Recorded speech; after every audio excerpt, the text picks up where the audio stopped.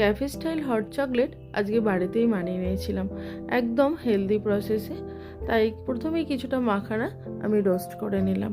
যতক্ষণ না পর্যন্ত হাত দিয়ে ভাঙা যাচ্ছে ততক্ষণ পর্যন্ত কিন্তু এটা রোস্ট করে নেব। তারপর মিক্সির জারের মধ্যে দিয়ে দেব।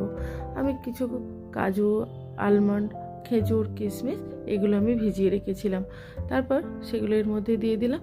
অল্প দুধ দিয়ে 1 চামচ কোকো পাউডার ও অল্প একটু কফি দিয়ে এটা একটা মিহি ব্লেন্ড করে নেব, যেন কোনো দানা দানা না থাকে।